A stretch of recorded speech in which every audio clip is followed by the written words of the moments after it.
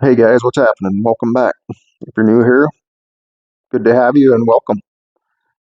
So today I'm going to turn a square into a octagon,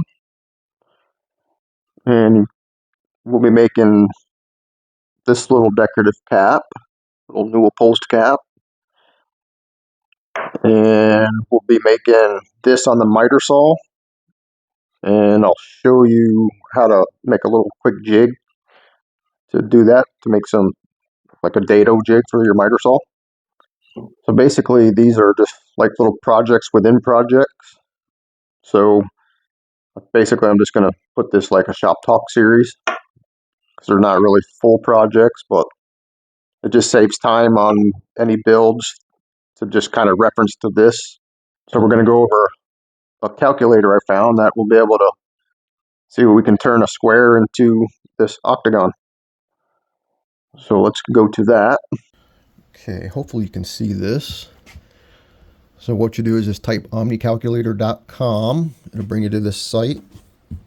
So this thing has pretty much any kind of calculator you would want. So just for today, we're going to try to make a octagon out of a square. So let's type in octagon. Okay, so on your mobile device, it's set up different. You see this and all this stuff is on the down towards the bottom, so you don't get all these pop-ups. Okay, what we need to do is find out what A is, what side of each leg of the octagon is. So this one's already in inches, so what we'll need to know is we'll put in the width, which is, we're using 1.5 inches, so we'll go down to where M is here and just type in 1.5 and then it just blasts out every piece of the octagon that you'd need. So basically we just need to find out what A is 0.621. So basically 0.621 is like 5/8. So what we need to do, so here's your 1.5 inch width. So we need to 45 here to here. So we need A to be kind of in the center. So we need, so basically 0.621 will be in the center. So what we do is we'll subtract that from 1.5 inches equals 0.879, and we need to divide that by 2. Okay, so you get 0.439. So what is that in fractional inches? So what you do is go 0.4395 times. So most tape measures we use are using in 1/16. So you just go times 16 equals, so basically you're gonna get just do a whole number.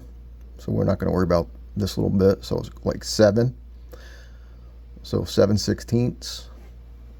So you'll have 5/8 in the center and then 7/16 on each side.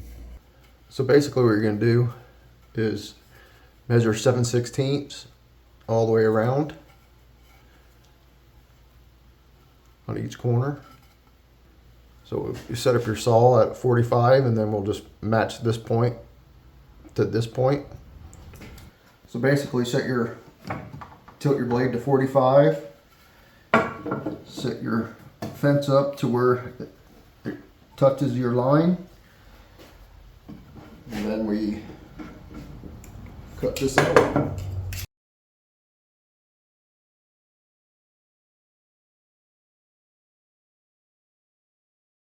So technically you could stop right now if you just wanted to do this. There's a lot of uses for this, and it's going to not be it's going to be the next video after the upcoming one. But so I just figured I'd show you how to make this up, just kind of save time on videos. So if it's something that you can refer back to, but for this one, the next one coming up, I'm going to utilize these little guys. So I'm going to do these on the miter saw. So in order to do that, I need to make a jig up, which is just basically a scrap piece of plywood. This is 3/4 inch. You can use probably 1/2 inch or whatever, and just a scrap 2x4, a couple toggle clamps to hold your stops down. So you need this piece to basically hold the piece you're cutting out away, so your miter goes through, is able to cut through on your miter saw. And I just utilize another scrap piece of 2x4 as a stop. So let me just show you on the saw. It's easier than just monkeying around with this in my hands. Okay, so basically I'm just using my saw clamp to hold this piece down. And my toggles, I just dado these out so they sit down a little bit, then I can adjust for certain width stops. And I just use just a scrap for a stop, just a quick release, and then I can just use that further down, stop it to be able to make my cuts, because we're going to be turning this probably 8 times as we're cutting. Then we can quickly adjust as we need to move your piece back and forth. Just save some time. So I guess I should talk about the stop on your miter saw. I don't know if somebody doesn't know that you can use a stop, so you can stop your miter saw, so you can hold it at a certain depth. So I think mostly on your sliding saws they have this. So there's a set screw here. You can adjust your height. Just set it where you want it. So handy little thing, and then just switch it back if you want to go all the way down. So pretty useful tool. Okay, so I already started making some, and I use the first one I did as a marking template. So what I'll do is I'll just turn this one around. We'll go ahead and make one. Now for the first one, to make this template, set your stop so it just touches your platform. So we'll set our 45. This is where we'll set our block. So we'll just go around and make our cuts 8 times.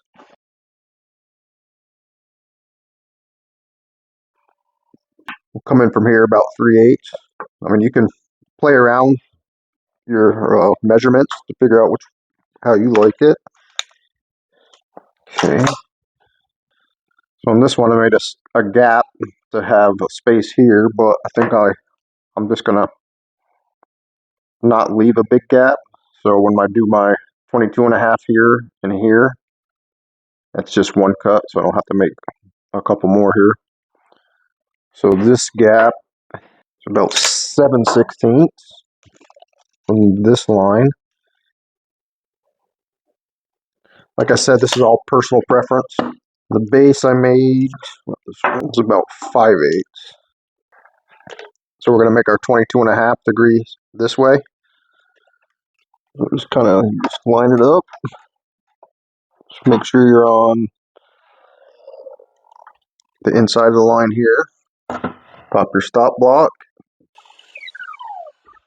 Oops, I forgot to set the depth. Mark about 3/8 down. Okay.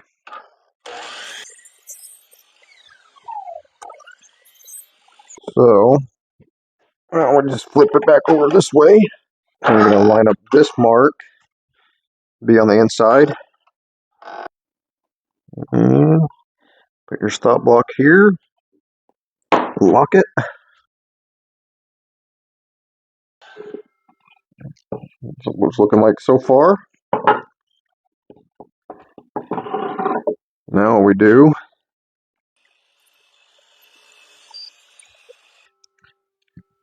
Well, there's your piece. So now that you have this, show you the quick way to do it. So I already started some of these. So what we do is just line it up here.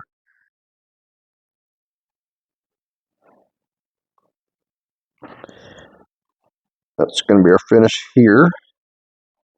And that leaves you enough room. Make a spot there. Now we stick a new one. So give yourself a little space before the next one. Just kind of line it up. So about right there. And we start a new one. I just marked one for like A and then B. Make some room. And start another one. You just mark it down the line for however many you want. Theta sign for angle. So this is where you put your angle between these two. Okay, so now that you got your where you want lined up, we'll start our 22.5. Put our stop block. Lock it down. Dang it. Okay, don't do what I did. We gotta cut here. Okay, that's what not to do. Make sure you know where you're cutting. See, mistakes happen. Move it. I think we're just gonna do one more. It's getting a little too close to the end. Okay, so once you came down your line, all you gotta do is just flip this back over. We'll go back up the line. So now we'll 45 it and cut. We'll 45 and cut.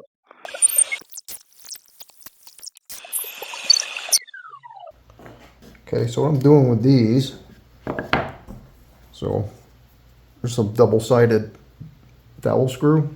This is 1/4 inch by 1.5 inch, double threads. So basically I just drilled this is a little scrap, 3/16 hole. Center that, another 3/16, and then just screw it on. Here we got a nice little newel decorative cap. So something cool to add to the little arsenal. So this was a fun little build. Nice little decorative caps to add to your little projects. So I'll be adding this to the next project I'm doing. And then this one will be the one after. So similar to this one. Probably a different size, bigger, but just be on the lookout for that one. So I hope you guys enjoyed and go start creating. All right, bye guys.